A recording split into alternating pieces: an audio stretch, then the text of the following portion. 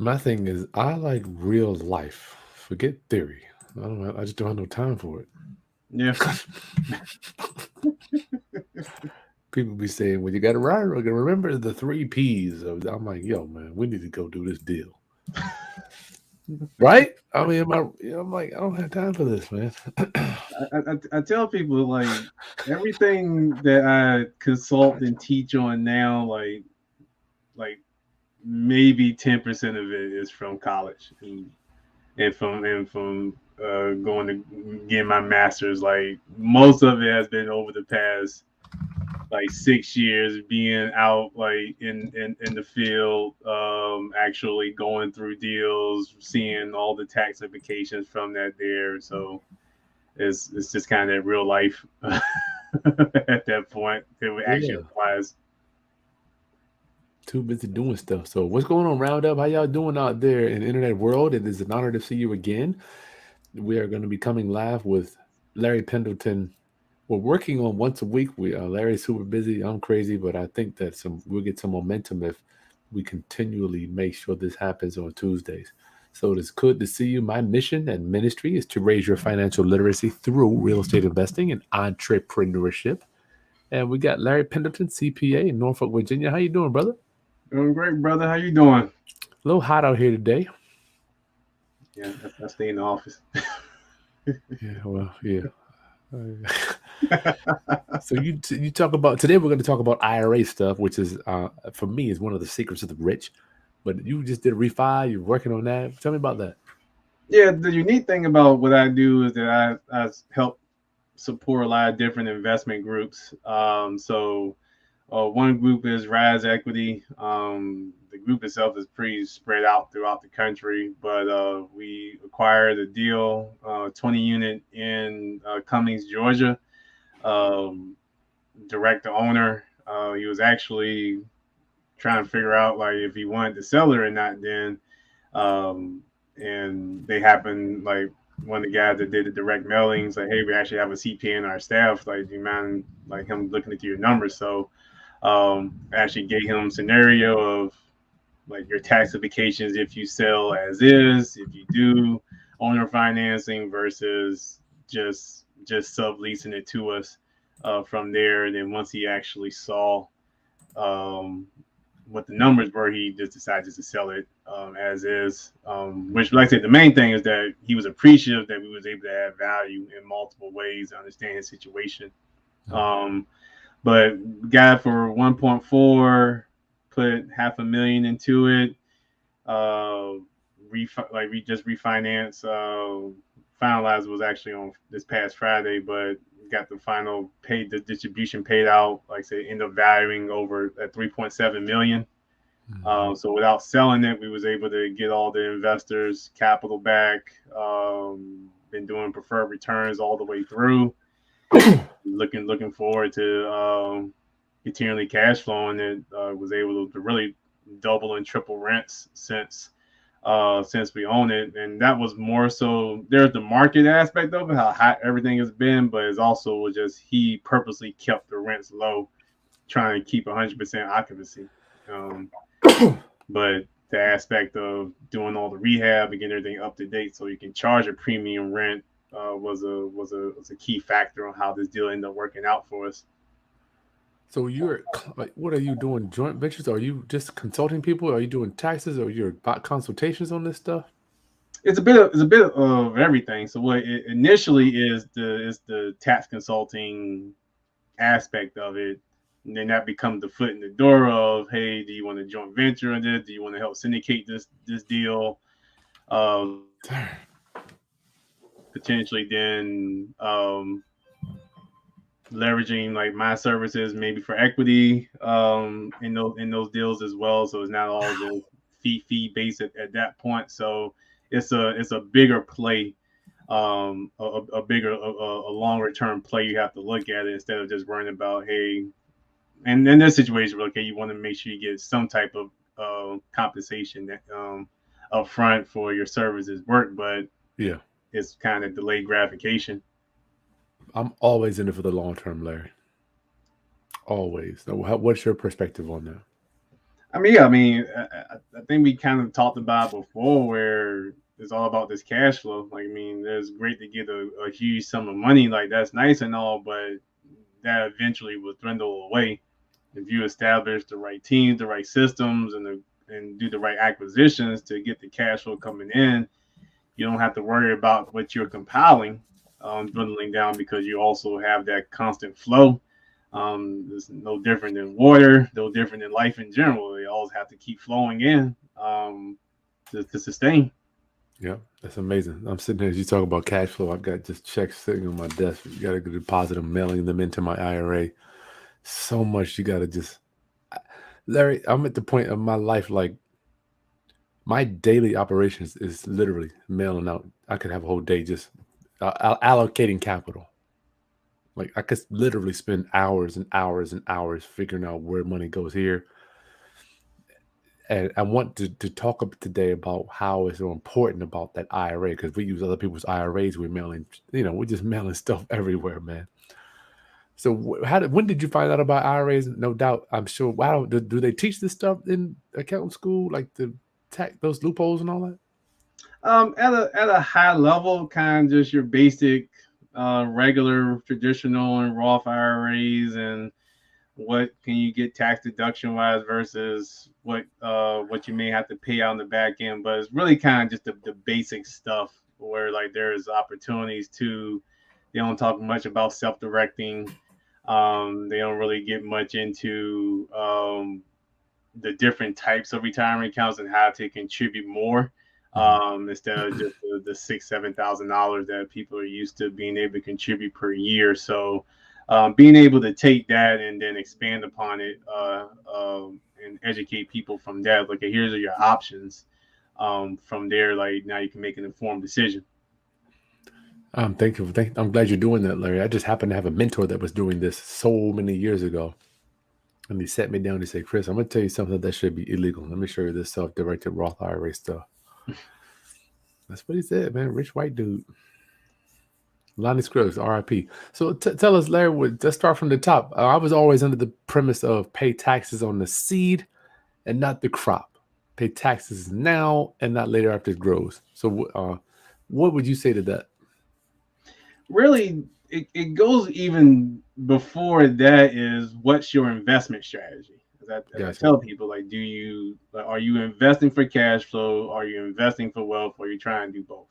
Mm, Like if you're on the cash flow side of things and you're trying to get capital coming in, doing the retirement accounts may not be the best option for you, or gotcha. you may not want to deploy but so much capital in there um, because once the money's in, you may have to deal with penalties and whatnot if you ever want to take the money out, unless you want to do loans. Which is always Mm, not always, but there's an option depending on which type of retirement account. If you want to okay. try to do a loan out of your retirement, but if you try and get cash flow coming in, retirement accounts may not be the best option for you there.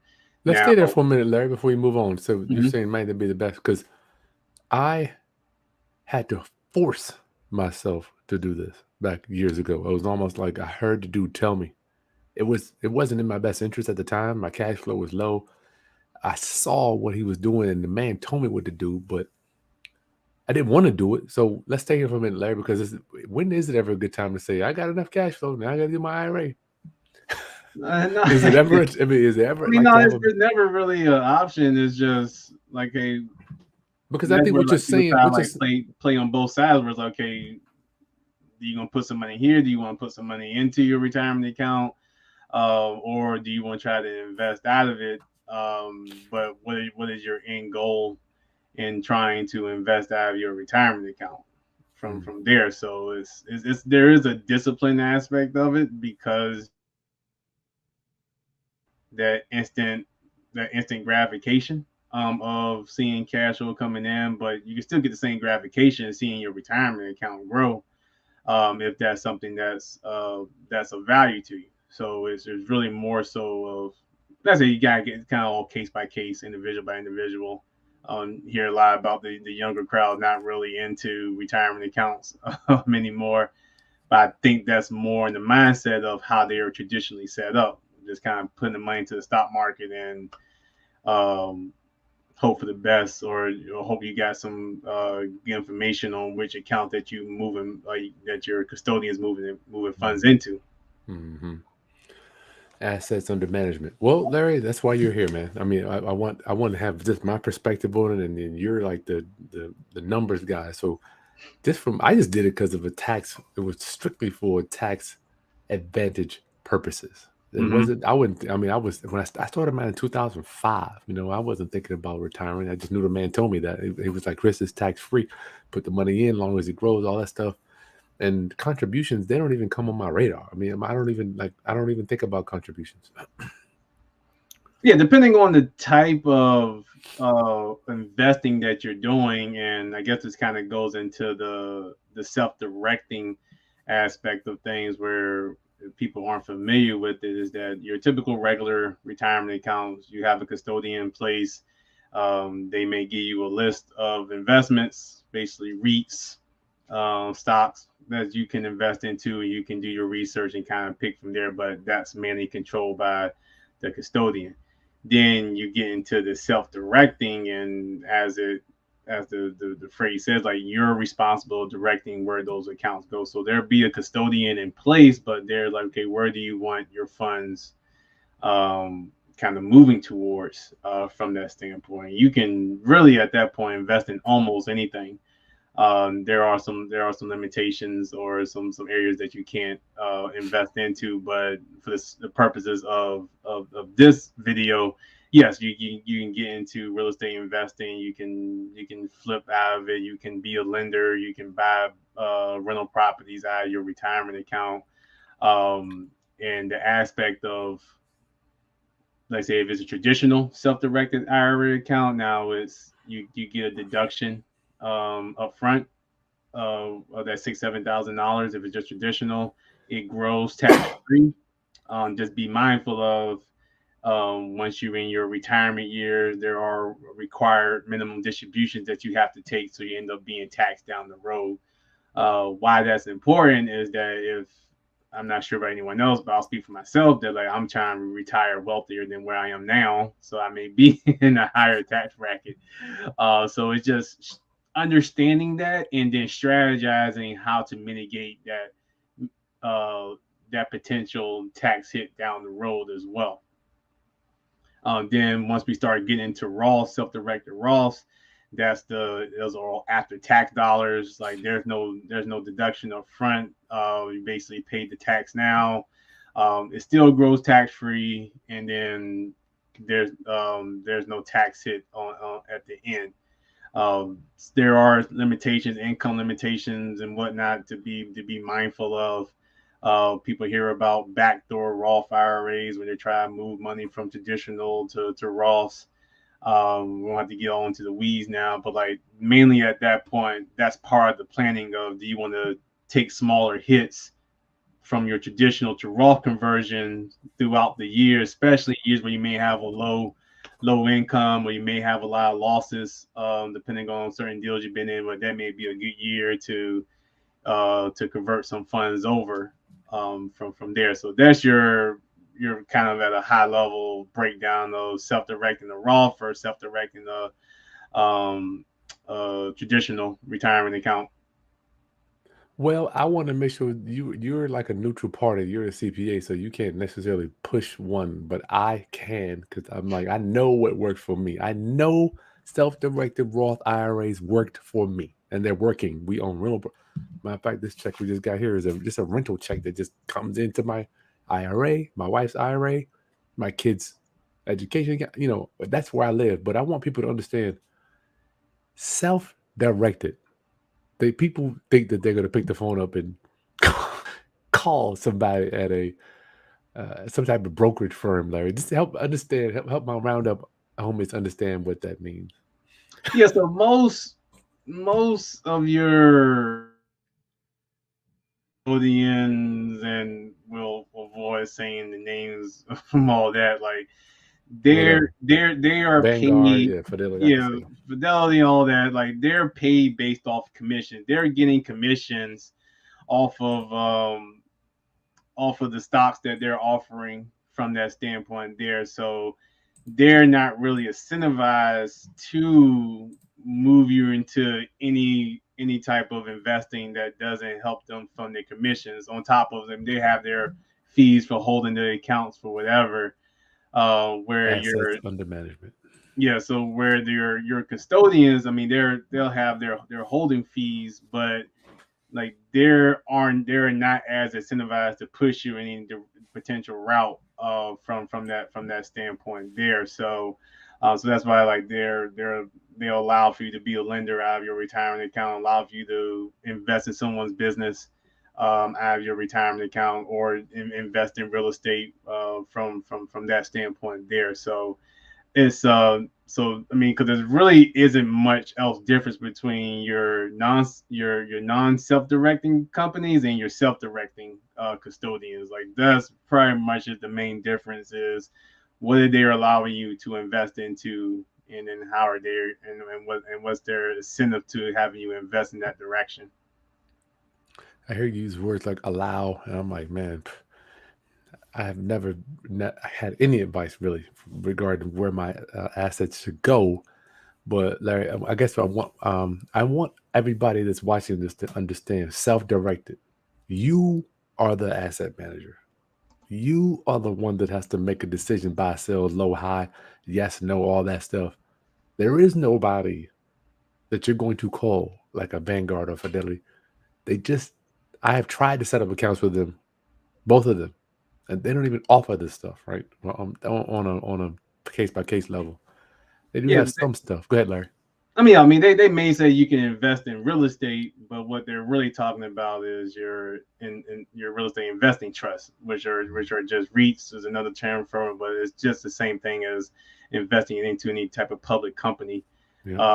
from there. So it's just another stop from that perspective. So you just want to be cautious if they're telling you that, and it's like, okay, can I really take this money in this account and buy this house and rent it out? And most likely their answer is going to be no. Yeah.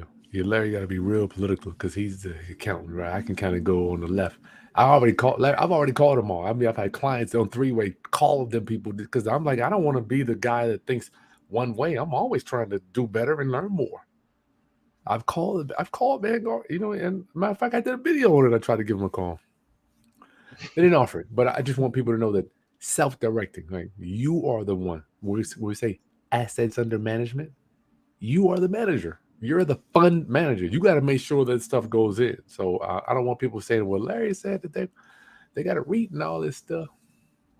Yeah, like you're not managing that. Like there's a whole separate company that's in charge of returns, where the money's going, like what properties are being investing into. So, and I mean there's some good ones out there. Like I said, it's not you in charge of it.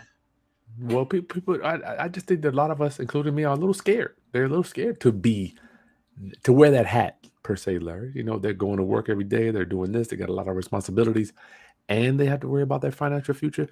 Give us what is your perspective on that? Because I think we want to kind of pass off things in general. We want to say, hey, look, man, I don't want to think about that. You think about Well, that's kind of the beauty of self-directing, where like you can still do that, but while responsible, where people are lenders or they're limited partners in certain deals. Even the deal we were just talking about earlier in Cummings, Georgia, like we had people who were self-directing out of their accounts, and they're not managing the property. They're not making any type of ownership decisions. Is they invested out of it. They trusted our group, and then we end up paying, like basically paying into their retirement account there. So it has it. the That's same sweet. effect. It's just like you can still accept that passive role. You're just now able to broaden your horizon on like where you can be passively investing into, instead of just one asset class. Picking from whatever the brokerage firm gives you per se. Right. And you said something earlier, tax free. And I want people. I had to deal with this with accountants everywhere. Larry, not all accountants are hip to this stuff, man. I mean, to most, let's just leave it at that. Not all accounts are really on IRA experts, or they're even interested in even doing this stuff, right?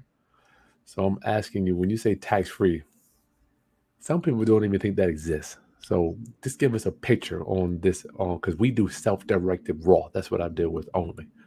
What do Yeah, you mean by so that? yeah, whether it's a self-directed Roth or self-directed traditional, the main thing is, are you investing in a certain way for it to grow tax-free? So if you, for Keyword example, grow. Keyword grow. Okay, go ahead. right. So let's just say you had enough capital to buy a whole duplex without any lending involved. You're able to then grow grow your account. The rents that are paid into your account would then grow tax free from that standpoint there. Or you are a lender, not so much of a hard money lender, because that would be more of a active business. So you have to be cautious of how involved are you Hmm. in these. So you're taking this passive role. You may be investing in someone's business. You may have a small equity percentage share of it, but you're passively investing, so that once again the income that the retirement account is getting is tax free because you're not actively involved. I love it. What concerns a lot of CPAs accountants when it is that there are some tax traps when it comes to retirement accounts, because people either, for lack of better, end up doing too much in their account, and not really understanding of all those major tax traps, which is the whole UBIT, the unrelated business income tax, which can be 37% that your retirement account has to pay. But if you're running a active business, so like if you are a flipper running a flipping business out of your retirement account, like, you will be subject to those taxes, because the retirement account was built to be passively ran in nature. You just can't run a whole business. But if you were a lender to a flipper, that's a whole different story. There you go. That's Now where you I live. Yeah, so That's now where you're I in live. the getting, like, whether equity or interest payments that you're receiving, that goes in tax free. So the term is true. It's just, how are you operating from Wow. that standpoint in order for it to be tax free? It's just not, you can invest in anything, or you can run a McDonald's out of your retirement account, and grows tax free. Like, those traps are in there if you're not educated in that manner. And that's where Mm, just kind of knowing those kind of help guide people in the right direction. that's so deep, Larry. You versed, bro. What about inherited IRAs? I had a guy, Larry. He said he has a firm where he will actually he gets these IRAs seasoned from necessarily people that have had them in the past, or they may have moved on to the afterlife. Do you deal with any of that stuff too? I only have done with two in my time, and the main thing with that is that there's a decade period where those funds have to be moved Okay, outside of that, I didn't know um, that. from there. So like I said, still kind of how you can still kind of move them into the proper accounts out of yours. Like, you inherited, you don't have to, but to be able to move those out tax free, you do have a bit of a window to work with there. But like Gotcha, I said, gotcha. it's only a couple of times I actually have to deal with that.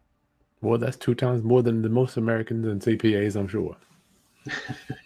You're a monster. Well, now we got 3:30. Any questions, y'all? Come on, I got Larry Pendleton, CPA here. I love to ask him questions. Larry, anything that you, because I leave my stuff in, all of my IRA stuff, Coverdale. My kids' Coverdale's comes out, loans money to other flippers, and they loan money to appliance stores and all that stuff. What do you recommend? I guess you can't recommend. Everybody's different.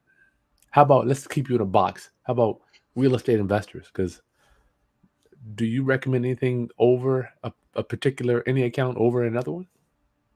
I mean, I'm I'm more into, like, the long term vision. So it's like, I am not trying to be worried about getting taxed on the back end. So Roth is primarily my preferred recommendation, unless somebody really, really, really needs tax deductions. have the right type of retirement account for it to make a significant impact. Because if we're just dealing with the basic self-directing traditional Roth, you're only going to have that $6,000-7,000 deduction to work with. Now we start talking about solo 401ks and whatnot. Now we're talking about potentially being able to deduct up to $62,000. If Talk it's about it a little bit. if it's just a business that you and your spouse are running, but so you start hiring employees, you now put that solo 401k aspect at risk, or not be able to qualify for that anymore. So it's all kind of, once again, just like, hey, if you're trying to get the huge bang for your buck, like, yeah, start your business, active business, then get into opening a solo 401k or a SEP, retirement account, and possibly able to contribute more there if you really in need of a huge deduction. And all of the stones have been turned. So you get the deduction for putting the money in. Yes, but like I say, that's your traditional. Then, like I say, you can still do Roth, but like I say, if I had to truly recommend, I tell people, like, let's focus on the Roth. Let's build it that way. There are opportunities to pull the seed out sooner, tax free, after a seasoning period from there, and just keep the growth happening in there.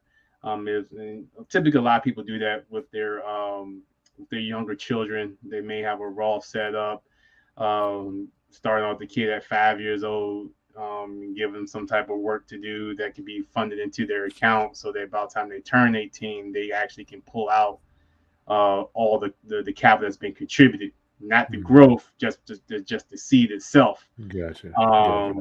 And use that for college, or kind of a early head start in their adult world from that standpoint. So it's all, like I said, a lot of different strategies depending on the individual and what they want to do.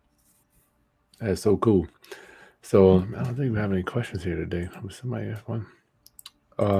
Hey, C Rose, 10 toes down. Thanks for being one of our members. He has a Fidelity Roth IRA. Can I change it to a self-directed Roth? Larry, you're the man on that. Yeah, you can. You'll have to convert it from Fidelity to an actual self-directing custodian. Yep. There's Quest. There's we use Equity Trust. I'm not saying to go with them. There's a lot of options. You should always do your research. Now it is. There was only one game in town when I started there. So, oh man, huh? I didn't realize. I always thought there was at least like 3 kind of like known ones. Equity Trust, and then I know the newest one. Actually, you got Mark Kohler. Yeah, he's got his. I forgot the name of his, but they have one as well. But yes, you be able. They'll help you convert your Roth IRA from Fidelity to a self-directed Roth at theirs. But you're not gonna be able to convert a Fidelity Roth IRA to a Fidelity self-directed Roth IRA.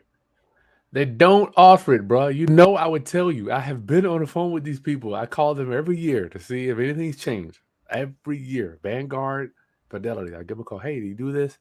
I'm sorry, sir. We don't do this. And C Rose, if you just go through my channel and type in self-directed, I literally recorded a phone call with these people so you can see my reaction. What was that? I might have done a reaction video or something. It's kind of made you think about how much capital is in that world, where like they don't feel the need to even offer that. Where it's like, hey, here's our moneymaker. This isn't going anywhere anytime soon, and no need to rock the ship and there's regulations and all that they have to qualify for, and keeping all that separate and hiring more people. So that's true. And liability. They don't want to. I mean, do they have any liability for your investments going up or down, Larry? Not really. Like I said, the main thing is that, are they communicating on like all the proper filings and stuff, federal filings, tax filings, and all that, and coordinating with you on that. But once again, that's self-directed. Like, that's your responsibility on if it goes up, if it goes down. Well, let me tell you, Larry, we got some people here. We have people that loan us tons of money from their IRA. So I am, in essence, the fund manager for their IRAs.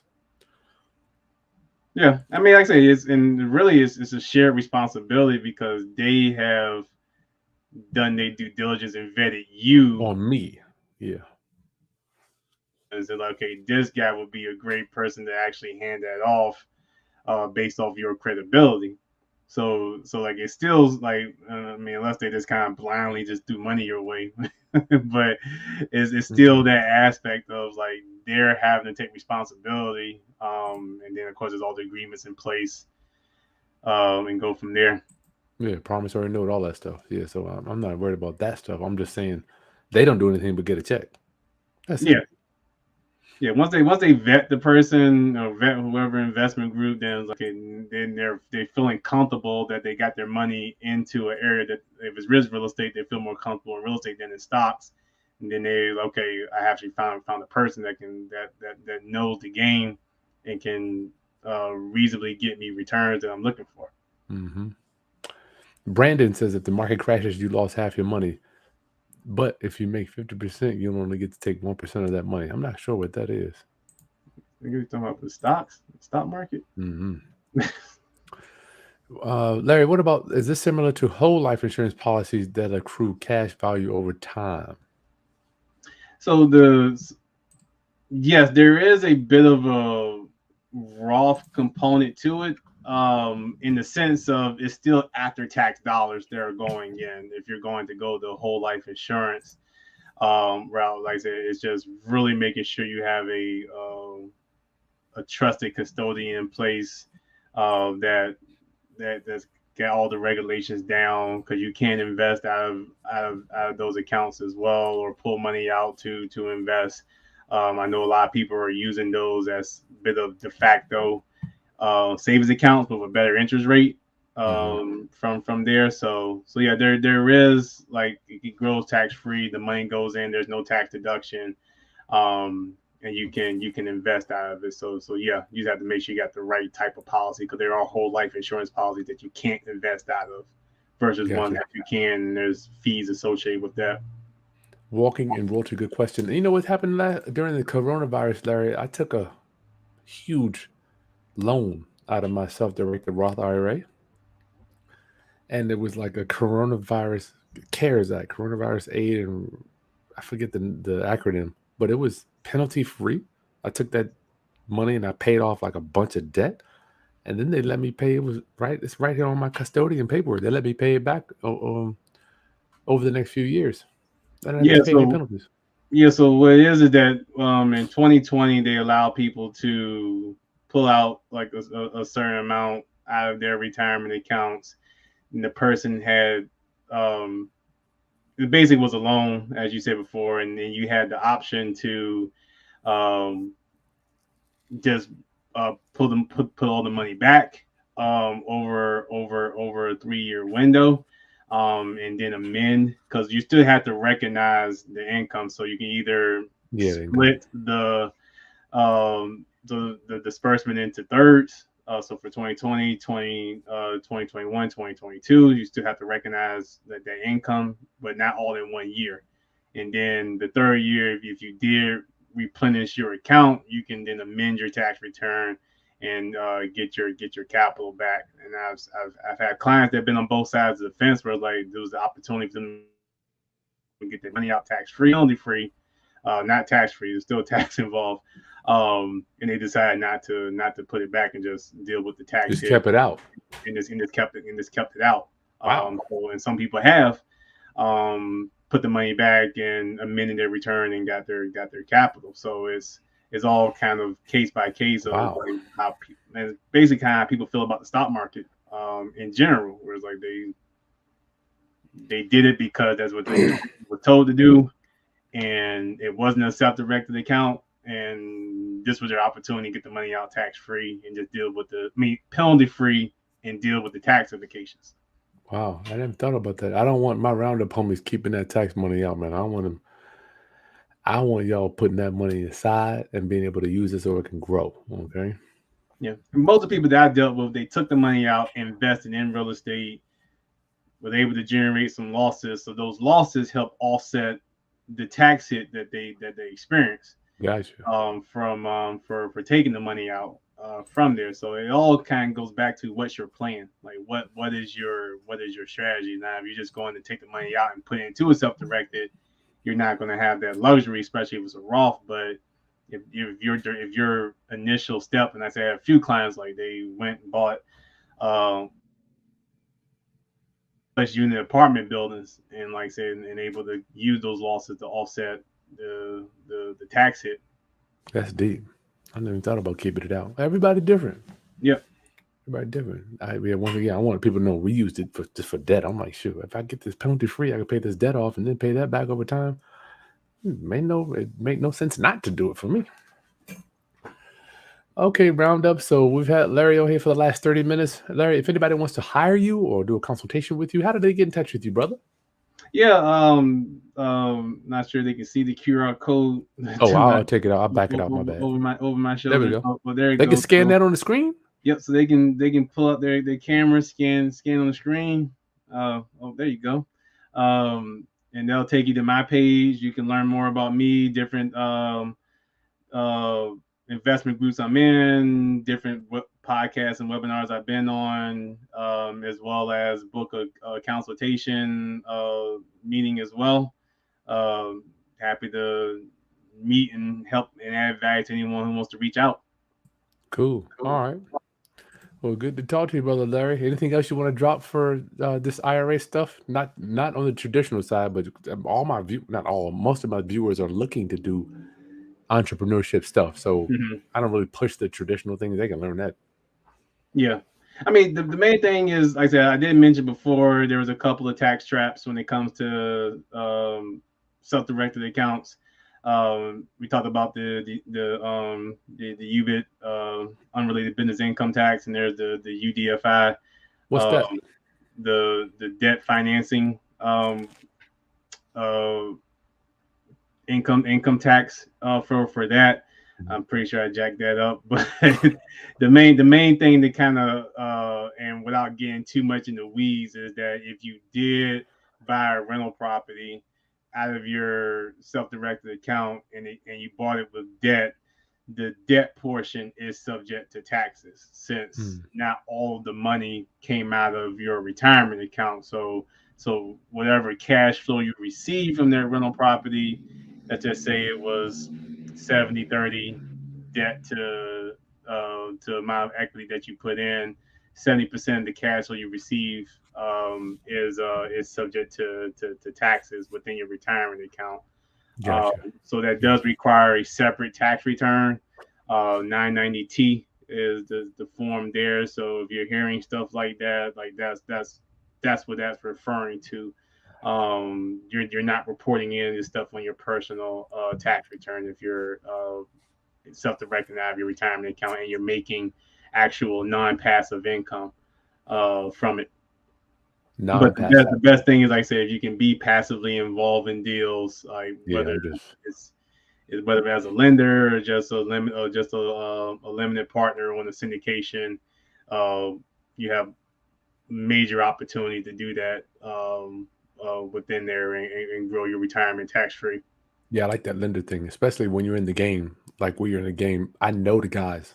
I know who's going to do what they say they're going to do. So it's like I can partner up with them. The returns are ridiculous, right? Because we already know real estate. Matter of fact, we're doing one now. It's a huge deal, man. Yeah, I mean, to your point where it's like say you're responsible, but then you're vetting. Like you're most likely not going to go to a stranger, or someone that you just don't know at all. Like just be diligent on. I mean, because a lot of people are going to be asking, like, can you invest with them? From that standpoint, because we all want our money to work for us. So just make sure you're connected with the right folks. Yeah, cool. All right, brother. Almost at 4:00. Thank you so much, brother Larry Pendleton, CPA, here to help you understand. He's got a high level knowledge of this stuff, y'all. He ain't just a guy that just graduated, and he's not just working at an H&R Block. No disrespect to them, but he's got his own thing. He knows this stuff, bookkeeping, all that stuff. Can somebody hire you full time too, Larry? Yeah, for the tax consulting, I tell people like we don't do bookkeeping. It's just but it's something that like I consult bookkeepers. Gotcha. Because breaking down a closing document or a HUD and how it needs to be reported for the taxes, like, and how the cash flow needs to be reflected a certain way, or how the repairs and maintenance need to be documented or posted. So I do consult people's bookkeepers, as Gotcha. well as their CPAs if their CPAs aren't, for lack of a better term, savvy in real estate. So I Not get all people them are. give people that option as well of keep the relationship that you had to come in, add value, and be that liaison to the real estate world for their Gotcha. CPA. Gotcha. Well, thank you so much. All right, y'all, hit that subscribe button, thumbs up, share with anybody else that needs. A lot of people, what I'm noticing, they have traditional. You can convert them over to self-directed and get that money working with either me or somebody like me or whoever. I mean, I'm not saying you need to invest with me, but you probably will get higher rate of return, and you have a little bit of control. My thing is control. I want to be able to know where it goes here, as opposed to just. I remember. Do you remember back in the day, Robert Kiyosaki used to do those infomercials? And he would be dry. He'd be like, you people. He's riding down the street. A car, it was just a steering wheel, not even attached to the car. Yeah, You ever watch those stuff? I haven't seen that in quite some time. You remember that one? Yeah. He's like, this is what most people do. Got a steering wheel. As I'm a big fan of his cash flow quadrant, because I was able to take that and dissect it to a tax perspective for people, so they can kind of see why they need to be on the right side of the quadrant from a wealth Cash cash flow. flow tax perspective. Like, is always going to go favorable to the right. Just it's not saying it's fair or right. It's just how the How game it is. is. It's just how the game is set How up right it is. now. Unless there's going to be a huge revolution, like it's going to be like that for quite some time. I think so too, bro. Larry, give me 30 seconds. I'm gonna go ahead and end this roundup. I'll see you guys soon. Peace.